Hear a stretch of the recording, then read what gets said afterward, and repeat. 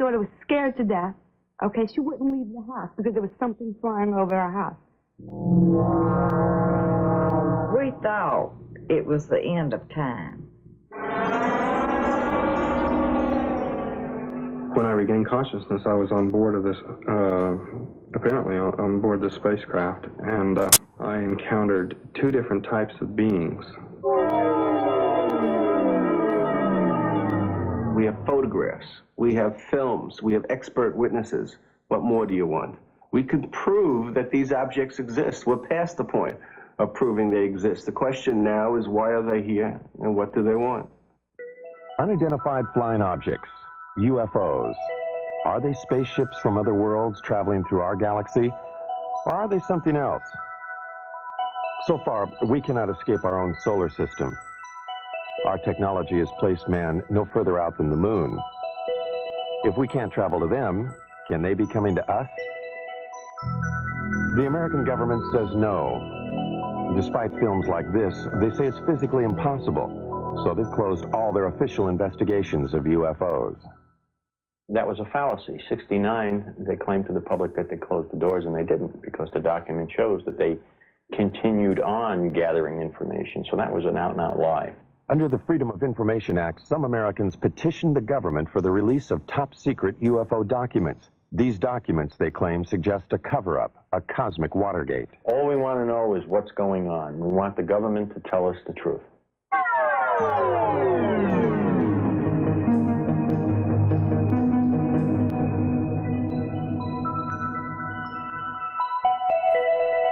The truth, some believe, is that a higher intelligence from a planet far beyond our galaxy has mastered a technology that makes it possible for them to do things we can only dream of.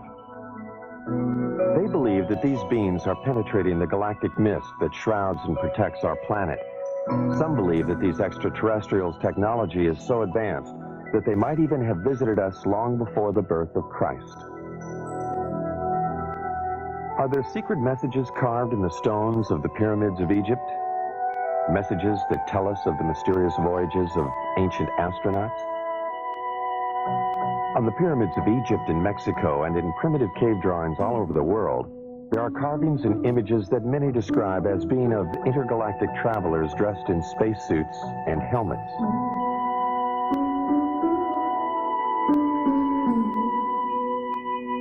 Early Romans wrote about flying shields, ancient Egyptians about circles of fire in the sky. Are these references and these drawings about spacemen or about the gods they worshipped in the heavens above? Aliens from other worlds with extraterrestrial powers are credited by some with having moved the great stone monuments of Easter Island. Others point to the giant circle of Stonehenge as being a sophisticated astronomical tool, only possible at the time if it were designed by others with a more advanced knowledge of the universe. And then there are the Nazca Lines, an alleged spaceport. These mysterious images, decipherable only when seen from the air, were carved in the ancient times atop a mountain in Peru. Many claim this was a landing area for ETs. If there were ETs coming here in ancient times, they seem to have lost interest in us, until 1947. Then, suddenly, around the world, people of all kinds began to report seeing them in the skies above. Some claim to have photographed them. In the United States, the government dismissed the phenomena. They described the mysterious objects as weather balloons, hoaxes, swamp gas, and other scientific anomalies.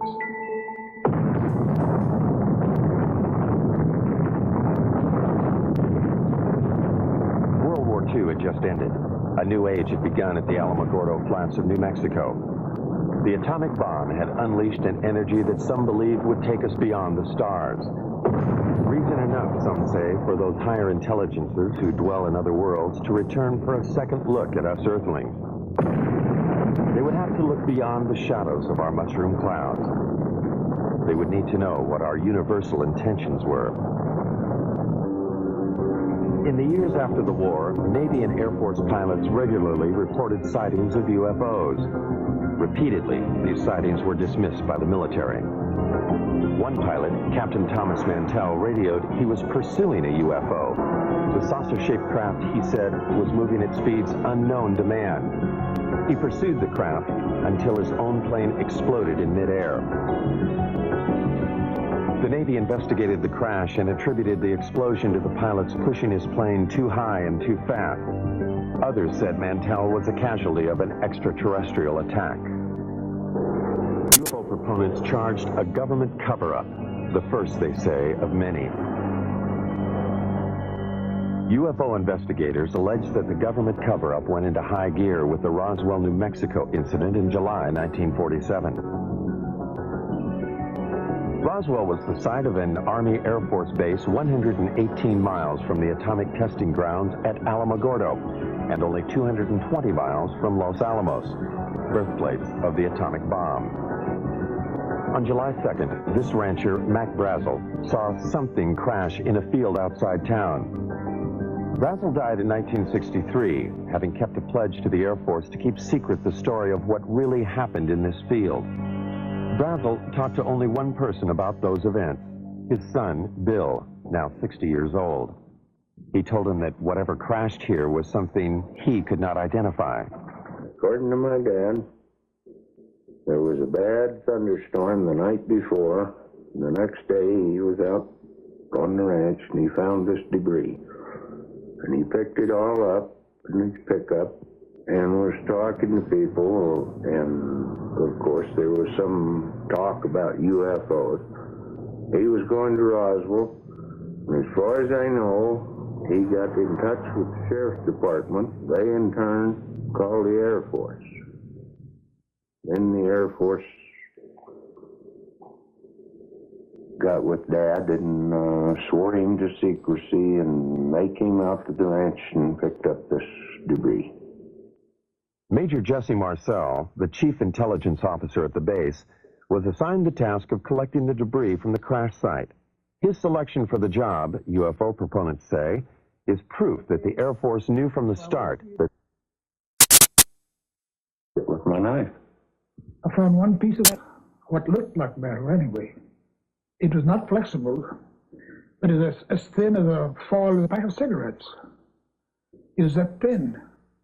One of my boys told me, said, there's something unusual here. He said, I tried to make a dent in this metal. And he says, you can't bend it. You can't make a mark on it. He says, I took a sledgehammer and whammed it. I put it on the ground and whammed it. The sledgehammer bounced off of it. When Major Marcel reported his findings to officials back at the base, they issued a startling press release. They had a flying saucer. The next day, Major Marcel was assigned to take the remains of the crashed objects to Wright Field in Ohio for further examination.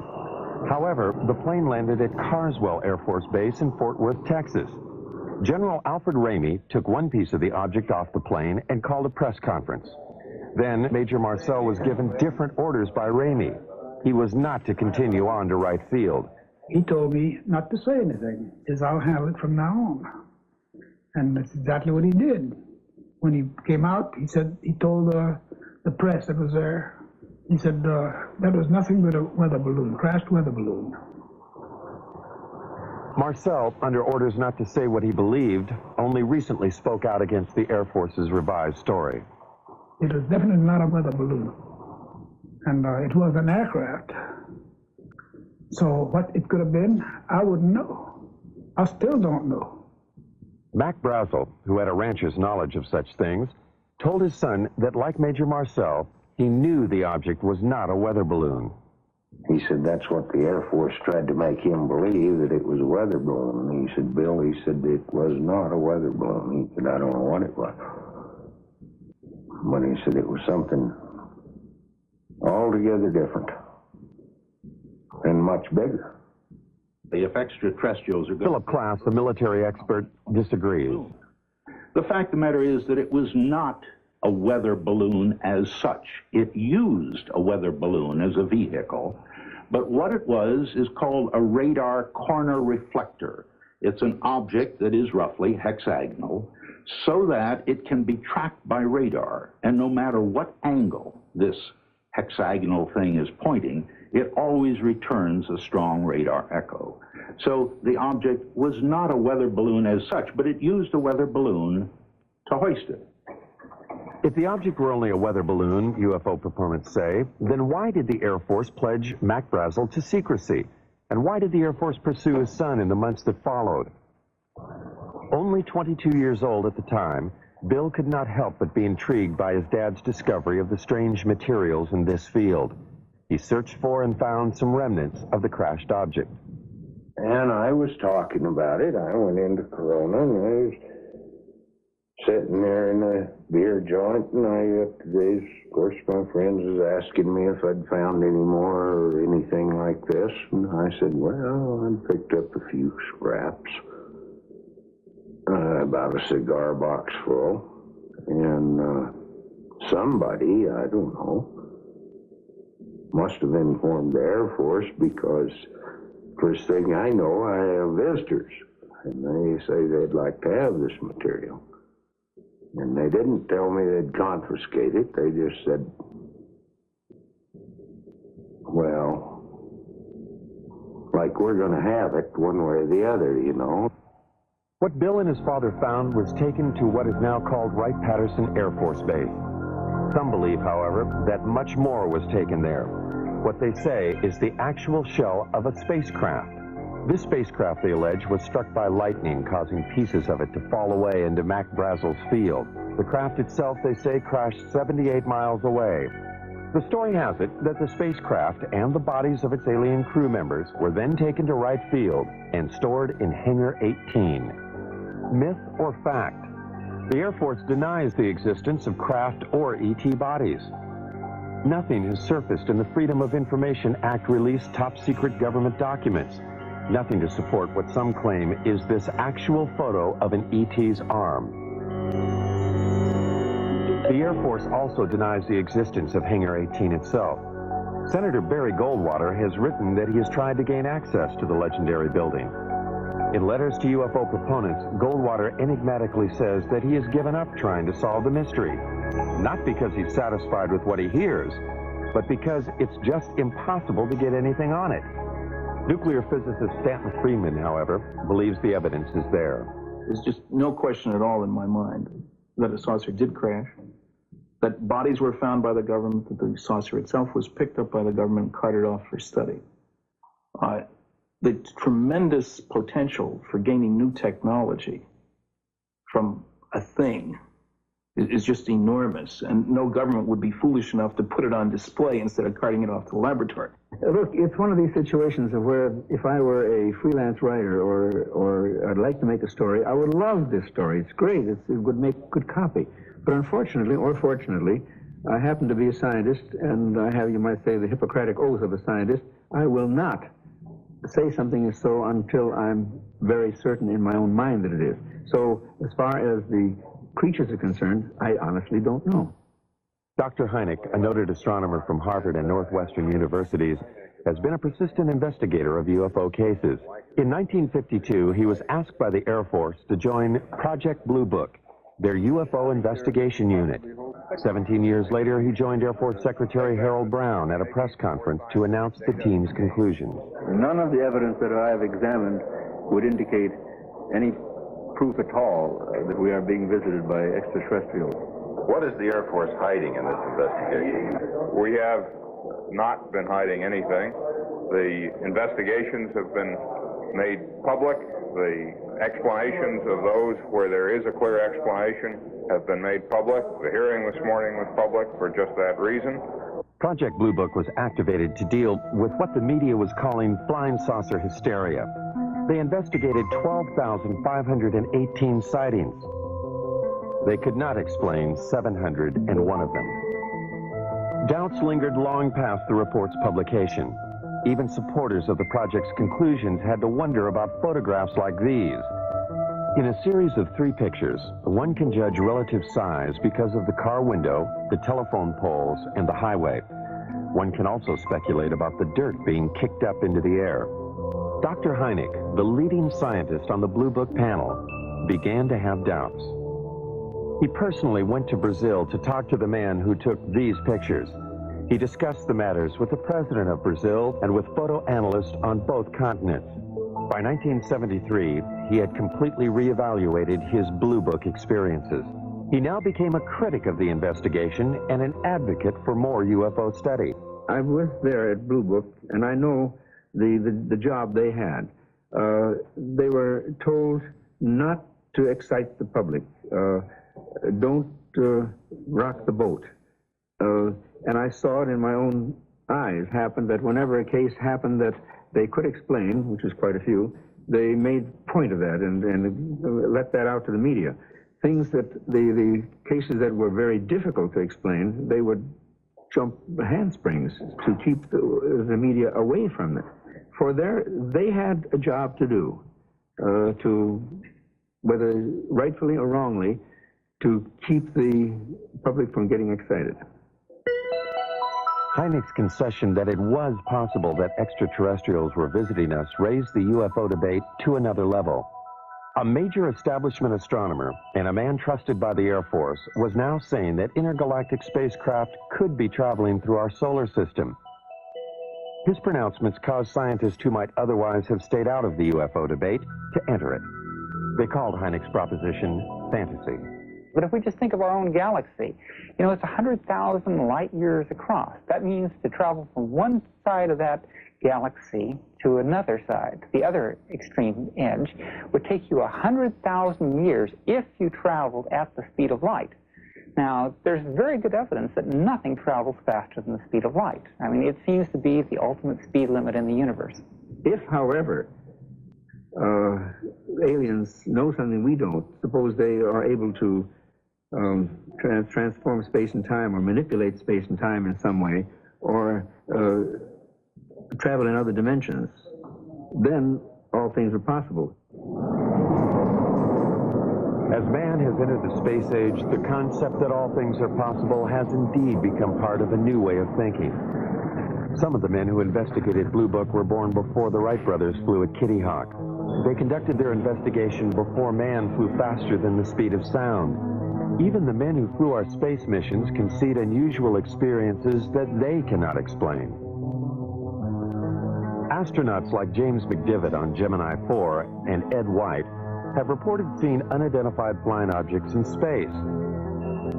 Pete Conrad on Gemini 11 in 1966 is another of the 11 astronauts who have seen UFOs on NASA space flights. Some of these objects the astronauts saw were photographed. NASA has called some of these sun flares or space debris. Some are still labeled unidentified.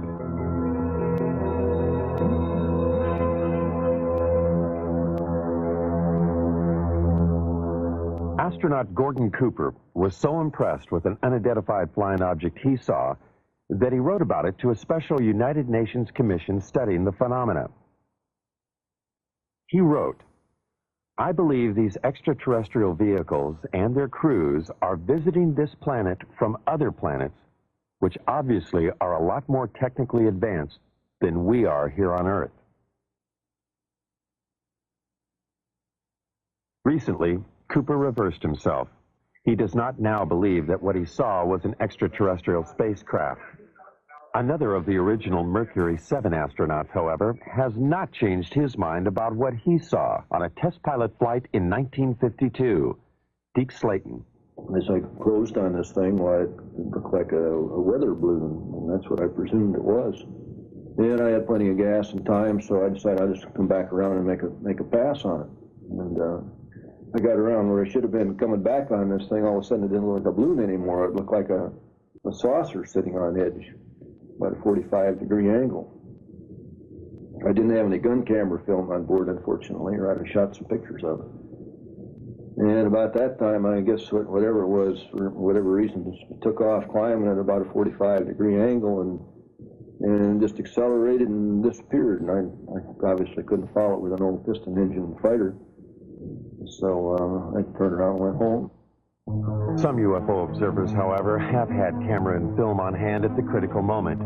This footage was shot from a helicopter off Catalina Island in 1966. Some say this is a single-wing aircraft. This film was shot by the coach of the Great Falls, Montana minor league baseball team in 1950. The Air Force says it is a picture of two aircraft. This film was shot by a newsreel unit in Guatemala in 1976. Some say this is also an aircraft.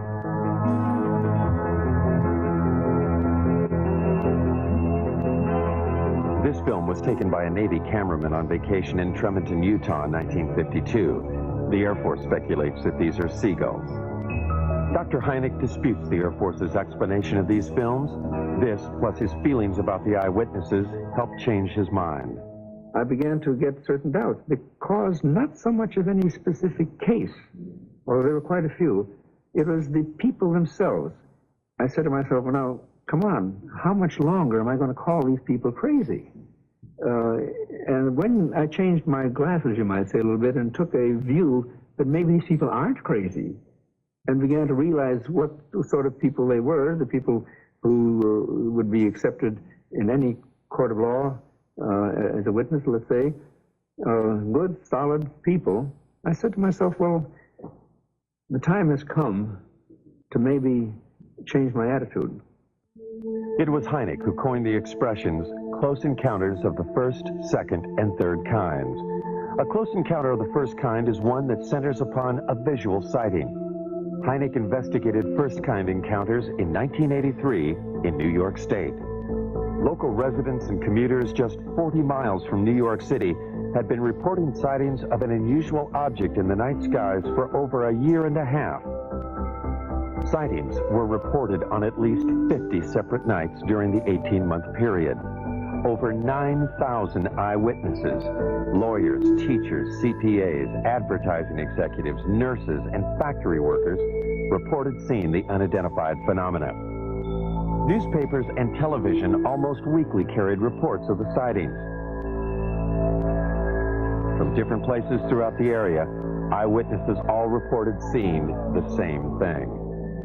I looked up, and right over my head, virtually, and it wasn't far off, it was right over my head and very still, there was a rim of light in the shape of a triangle. It was just a tremendous object. It was anywhere from wingtip to wingtip, about 50 or 60 yards. These were very, very unusual lights. I've never seen anything like it in my life, and so I pulled my car over and I had to take a look. I mean, he would drive down the road and look up in the sky. Some people, like Bob and Lori Pozzioli, were determined to film the object. And then one night, he spotted this one round object. And that's when he called me, and he said, quick, let's get the camera. And we did. Oh, good God. I don't know. Not playing. I'm going to tell you something, honey. I don't know what the hell it is. It's rotating. Bob and Lori photographed this unidentified flying object near their home in Brewster, New York. Bob is a vice president in a Manhattan computer firm. Some of their friends and Lori's parents thought they were crazy, despite this photographic evidence. Yeah, it's turning very, very slowly.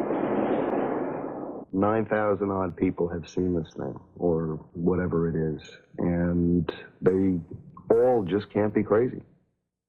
Bob and Lori have 2 children. They are concerned about what they saw in the sky. They also wonder why the government hasn't investigated the event. Their concern is shared by David Scarpino, an accountant who works in New York City. Scarpino, a family man, has publicly called for a government investigation.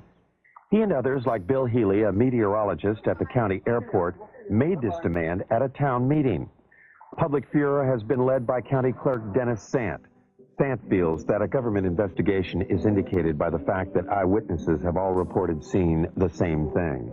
You know, the movement was almost like a probing movement. It was very slow, and it stopped periodically and stationary, where it just came to a standstill, and then it would move to another position, and the movement from one position to another was just extremely slow.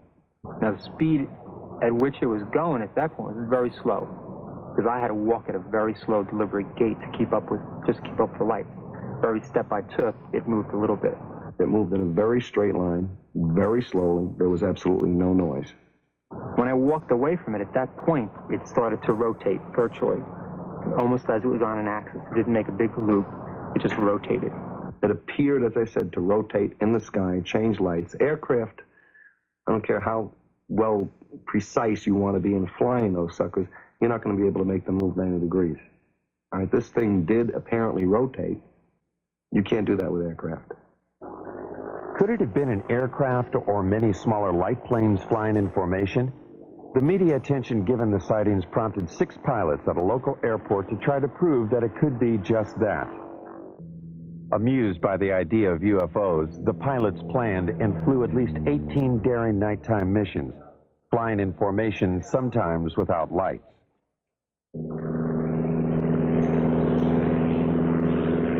This hoax fooled at least some of the eyewitnesses, but not Bob and Lori. They claimed that in addition to photographing the UFO, they also videotaped the light airplanes as they enacted their hoax. There are 6, and the lead one has his 3 lights on. Everybody else only has 2. Did you hear the engines? Some UFO investigators agree that many of the reported sightings were probably of the hoax. But some eyewitnesses, they say, were clearly able to differentiate between the hoax and the unidentified object. As it was coming over, there was a star in the sky, and as the lead light went under that star, right behind it, you could still see the star, which meant it was not a solid object. And as it was going overhead, you did hear engines. All right, now, what kind of aircraft engines, I don't know, but you did hear aircraft engine noise. Engine noise, different lights, and different flying movements, UFO proponents say, clearly make the airplanes IFOs, identified flying objects. But this object, or objects, remains unidentified for many. Some eyewitnesses refuse to accept the possibility that these are also the lights of the airplanes. I know what it wasn't. It wasn't an ultralight. It wasn't a blimp. It wasn't gas. No one's tried to tell me what it was, but I know what it wasn't. Investigators have subjected the videotape images of the hoax and the unidentified lights to various computer analyses. By digitalization of the images, they hope to be able to determine if the area between the lights of the UFO was solid, indicating one craft. The airplanes, they hope, would show night sky in the center of the lights. Physicist Al Hibbs. Pictures like this, night sky, a few lights, taken with a television camera that was perhaps being moved, not deliberately, but accidentally while it was taking the pictures. There's really nothing you can say about these things. In one case, a very good explanation is offered, and I see no reason to disbelieve it. In the other case, there's no explanation. I certainly can't offer one. I would love it if some UFOs were extraterrestrial objects being piloted by extraterrestrial beings. I think that'd be the most marvelous discovery of the history of man. I'd love to have that be true. So I'm not going to say that foreign objects, artifacts made by intelligent creatures in the solar system, I'm not going to say that's preposterous. I'm going to say it is so unusual, so immensely important, that I'm not going to assign any sightings like this to that phenomenon without a lot more data. Insufficient data, the object remains unidentified. For government officials, therefore, it is of no consequence. But for the New York eyewitnesses, the question of what it is remains. They find the government's apparent lack of interest puzzling. The government didn't come to me as a rational individual. As an accountant, I like concrete things. I like evidence. For them to say that I didn't see anything without really talking to me and investigating it means that they were trying to hide something. And that was my feeling from the very beginning. They know something, okay? They know something. Either they know that there's something up there, and they want to investigate it themselves and don't want other people trying to handle it, or they're doing something. But if they're doing something, then let people know about it. This New York State event occurred over a densely populated area and over a nuclear plant, prompting one eyewitness, New York attorney Peter Gersten, to suspect a government cover-up. With others, like Larry Fawcett, a police officer in Coventry, Connecticut, he helped establish Citizens Against UFO Secrecy. Fawcett, who says the way he views the world has been drastically affected by his sightings of a UFO in 1965, petitioned the government for the release of UFO-related documents. These documents, released under the Freedom of Information Act, were previously classified top secret. An example of some of the government documents we have obtained are the overflights over the military bases in 1975, over Wurtsmith Air Force Base in Michigan, over Malmstrom Air Force Base in Montana, Loring Air Force Base in Maine, Minot Air Force Base in North Dakota. Over a period of 6 weeks, unusual, unknown, unidentified objects were traveling at exceedingly quick and fast speeds. What's interesting is that even to this date, the government has not acknowledged that it was able to identify any of those objects. The documents do state that there were confirmed sightings at all 4 bases in October and November 1975. The first sighting was at Loring Air Force Base in Maine. Loring, like the other bases, was a Strategic Air Command installation. The documents do not state, however, that these objects were alien spacecraft. They do state that the military reaction was swift and concerned. At Loring, there were 2 separate events. Something unidentified appeared in the night sky above the weapons storage area. Larry Fawcett, having learned of the event in the released documents, investigated. Military people and guards in and around the weapons storage areas began to report lights hovering or landing within the weapons storage areas. Military people would respond to the area only to see the lights go out and the object disappear and then reappear over the runway. It's described as football-shaped, the length of maybe 2 or 3 vehicles, cars, if you will. The witness telling us that there are shimmerings of heat, as you would see off a desert scene in a movie. When we questioned the individual, could it have been an aircraft? Could it have been a helicopter? The military person, and I'll give you his name, Steve Eichner, telling us, no, I know what helicopters look like. I've been around aircraft. I work on aircraft. This is something I've never seen before. The official records, which I quote in my book, indicate that on the first night, it certainly was a helicopter. It was described as a helicopter. Now, if the officers on the base, experienced pilots, if they don't know a helicopter, and we have to depend on some GI who's not a pilot, who comes forward not at the time, but years later, he claims to have been there and claims it was not a helicopter. Again, let's go on the official records. It is the official records that Fawcett uses to substantiate his claim that helicopters could not be the explanation. The military response at all 4 bases, he says, was too dramatic. From our documentation, we know of pursuits that occurred, scrambling of aircraft from Loring Air Force Base, and the chases went up into the Canadian territory, if you will, only to be lost around New Brunswick somewhere up in that area. There's no question there were overflights of unknowns, sometimes referred to as helicopters, but if you talk to the people, read the official government statements, it's clear that they were concerned, that there were scrambles of jets to go after these things, that they were being observed by highly qualified people. We were lied to, flat out, about those cases. As a matter of fact, some of the documents we eventually got clearly indicated that there were instructions to local base commanders. Don't say anything about the sightings at the other bases. Make it appear to be an isolated instance. Military authorities will not comment on the 1975 overflight. They simply state that at any SAC installation, there would always be an immediate defensive response to anything unknown. Putting planes in the air, they say, does not confirm a penetration of an intergalactic craft. Citizens Against UFO Secrecy, however, refer to other documents they've gotten released by the Pentagon to prove their claims. In May of 1985, we've gotten a document that was classified top secret in 1948, and about a month after its release to the other agencies, its distribution, it was ordered, recalled, and destroyed, each and every copy. One copy was kept, and it has remained top secret, classified top secret for the last, 40 years almost. And in the document, the government acknowledges back in 1948 the existence and reality of the objects. The official military position about any document issued before the Project Blue Book investigation is that Blue Book later explained them. This includes a startling document written by a Canadian.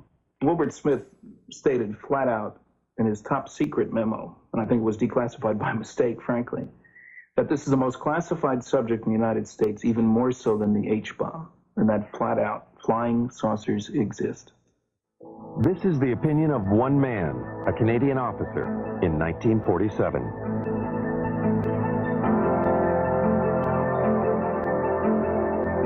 For proof that flying saucers do exist, some critics demand more than just the accounts of those who have had close encounters of the first kind, visual sightings. Even when first-kind encounters are reinforced by photographs, they fail to satisfy the need for physical evidence. This woman claims that she has had a close encounter of the second kind.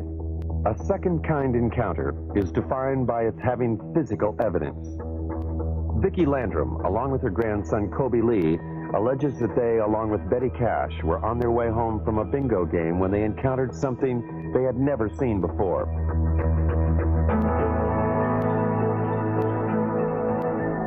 The alleged event took place on December 28, 1980.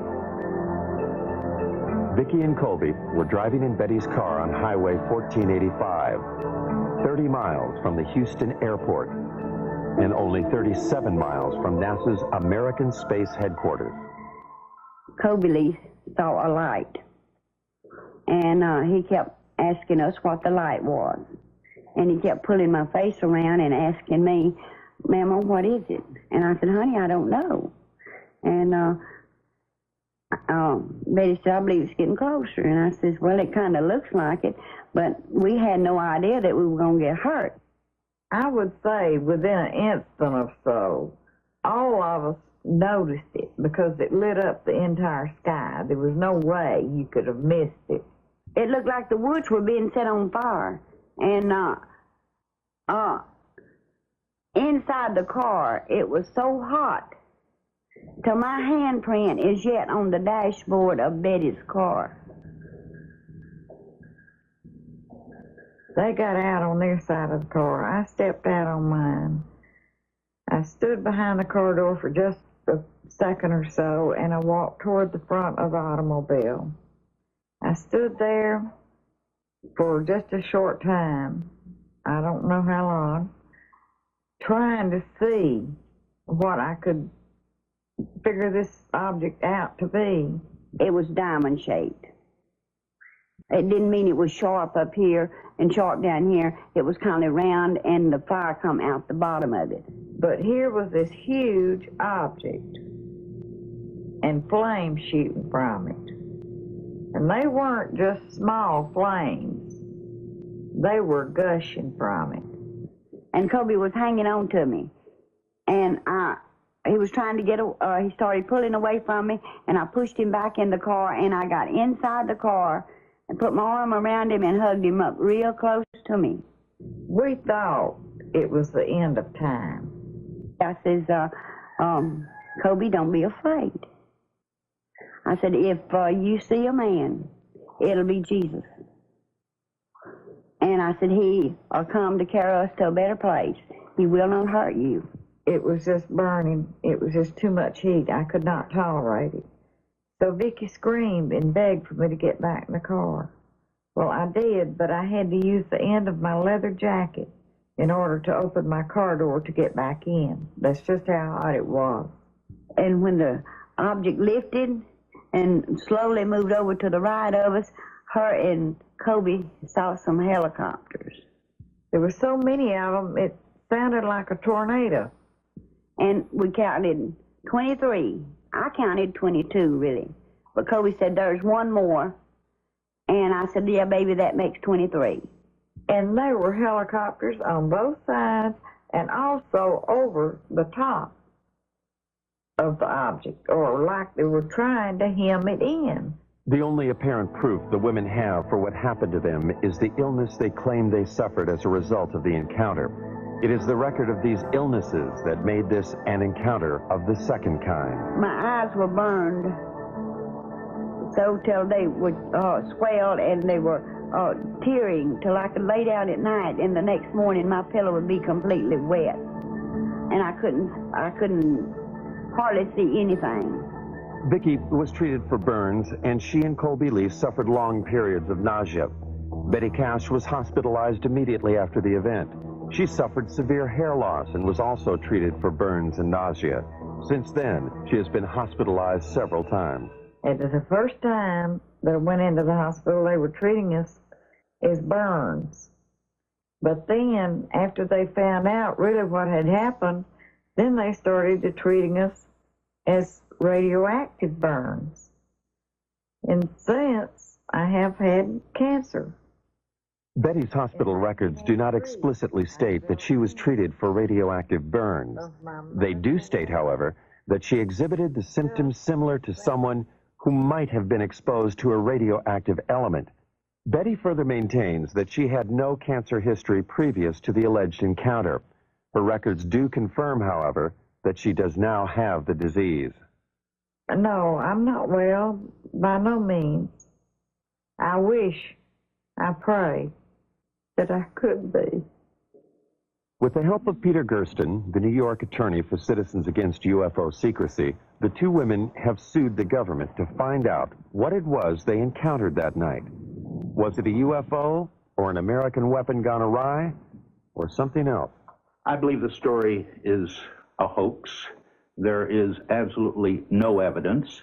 The women's story is supported only by the claim of Betty Cash that she had serious health problems after the alleged incident. From my review of the Cash Landrum case, I would say that there's no question that an event took place, that those people were near something that was emitting radiation. I don't think it was an alien spacecraft, frankly. I think it was a nuclear-powered aircraft. That's why all the helicopters, it's standard practice if there's a classified system around. There are guys ready to go there to keep somebody else from getting that should it crash. The facts are that the U.S. Defense Department investigated. They could not locate 22 twin-rotor helicopters that could possibly have been flying in that area. And in fact, as Colonel Saran, who made the investigation, told me, he said, Phil, this occurred over the Christmas, New Year's holiday. He said, you couldn't get that many helicopters. You couldn't get a military operation into the air over the Christmas, New Year's holiday unless the nation was at war. The object was there. It existed. There's no question about that. What's interesting is that for the first time, the government has suggested that it wasn't theirs, that it was possibly a true UFO. And nowhere has the government ever admitted, other than this basic document that we've gotten from 1948, that UFOs exist. I love this country and for all it stands for, but I wish they would tell us the truth. If extraterrestrials are coming here, what do they want? Are they coming here just to observe us, or are they making actual contact with some of us? Contact with an alien is what Dr. Hynek calls, and what Steven Spielberg has celebrated in the movies, as a close encounter of the third kind. Charlie Hickson says he's had such an encounter. These things, evidently, they're coming from another world somewhere. I don't know what message they have for us or what they intend to help us, but certainly they're not going to harm us because they didn't harm me. Charlie Hickson's alleged abduction aboard a UFO in 1973 followed the story of Betty and Barney Hill's abduction in Exeter, New Hampshire in 1961. A most recent claim of a close encounter of the third kind occurred not in the backwaters of Mississippi, but in the heart of New York City. Rosemary Osnato. Suddenly I hesitated, or I couldn't seem to put the key in the door. And I just turned around and wanted to go up to the roof. And this seemed rather odd because you just don't do that in New York. You don't go up on the roof at 1 o'clock in the morning. It's just not something you do. And yet I was doing it. And there seemed to be a very bright light that was shining in the hallway. And I thought this was moonlight at first, you know, and apparently it wasn't moonlight, because when I got up there, there was a very bright light up on the roof. And then it went out for a few seconds. And then it came back on again. And I was just lifted, physically lifted, in that beam of light. When I got into the craft, I was led by a group of, I guess, more than one, group of grayish dark-skinned, small men or women, I don't know what they were, but large eyes, thin, frail, and they communicated telepathically. 19-year-old Travis Walton of Snowflake, Arizona, claims he encountered similar aliens in 1975. Walton was, in his words, zapped by a blue light when the spaceship appeared when he was working in the forest. When I regained consciousness, I was on board of this, apparently on board this spacecraft, and I encountered two different types of beings. The first type of creature I saw was about 5 feet tall.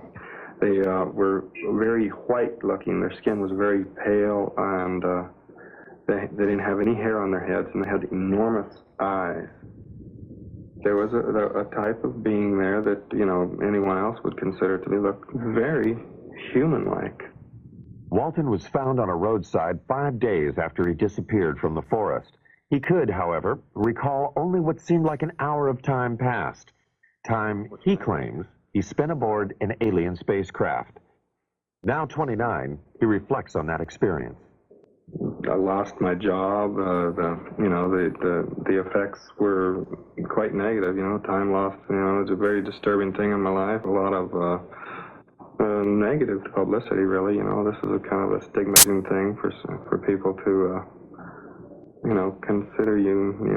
A certain percentage of the people think that you're wacko. What Travis Walton and others claim they have experienced has, according to some, now been validated by government documents. About to join the literature of third-kind encounters is the startling tale of an alleged landing of a spacecraft outside an American Air Force base in Rendlesham, England. The American military admits they are still withholding 6 documents. In the Bentwaters case, we have an eyewitness, which is rare.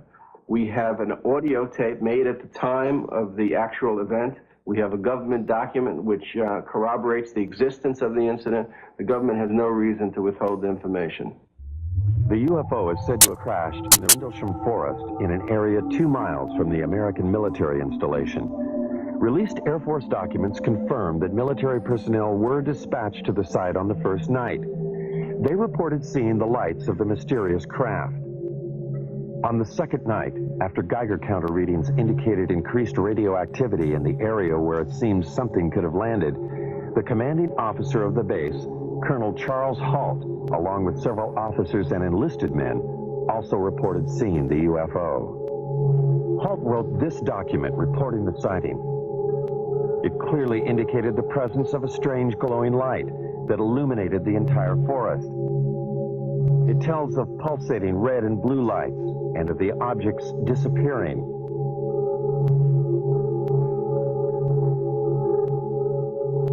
Colonel Halt also made this tape recording at the time of the second incident. Okay, here he comes from the south. He's coming toward us now.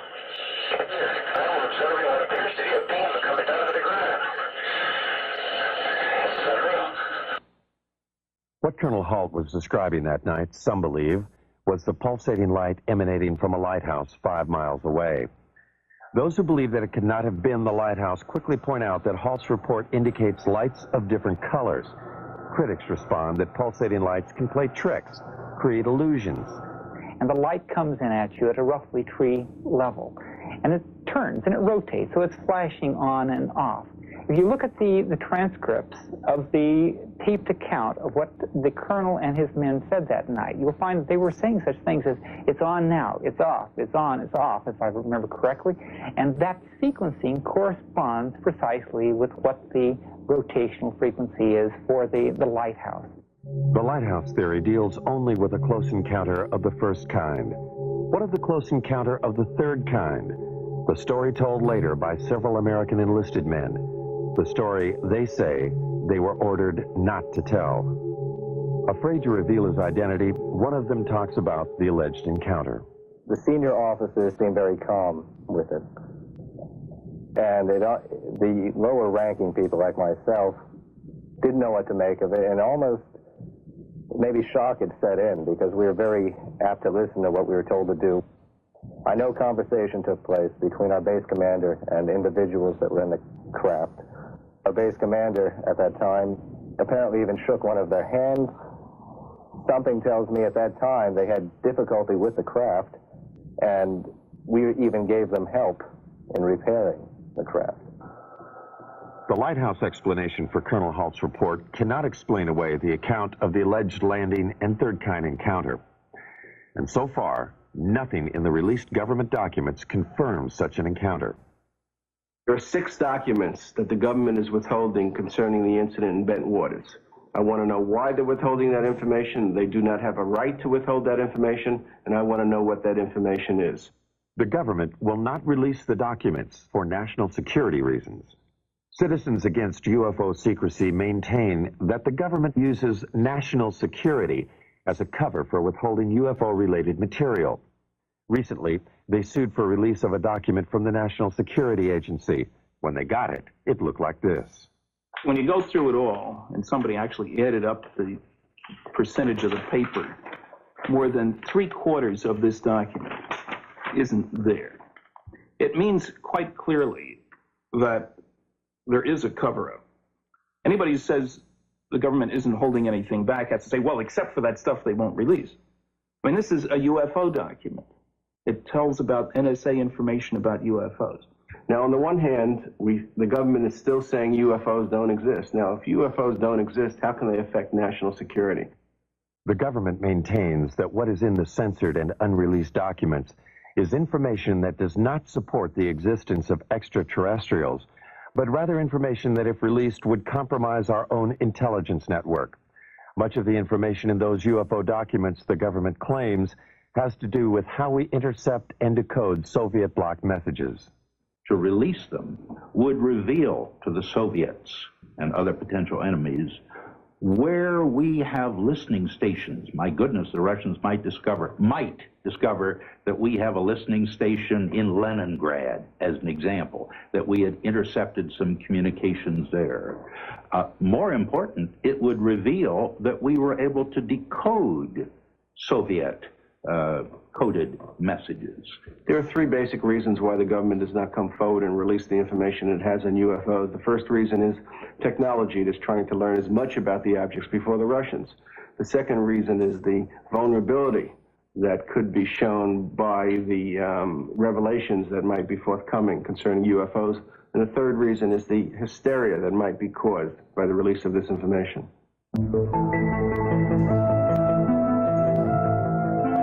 Are these spaceships from other worlds? Are we being visited by intergalactic aliens with a technology and civilization that dwarfs ours? Most scientists say no, they are not, because they cannot.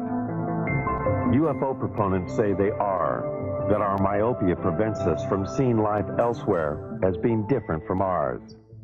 I think one should also point out, as Arthur C. Clarke has said, that when we look for life elsewhere, we should not look only for life as we know, but life as we don't know. And he went so far as to say we should even look for life as we can't understand it. We are now only beginning to free ourselves from the gravity that binds us to our own planet. A new generation of Americans, those born in the space age, demand new answers to old questions. More receptive to the possibilities, they want to know, are we being visited by intergalactic travelers? They have joined their voices to others asking, what's going on? Is there a government cover-up?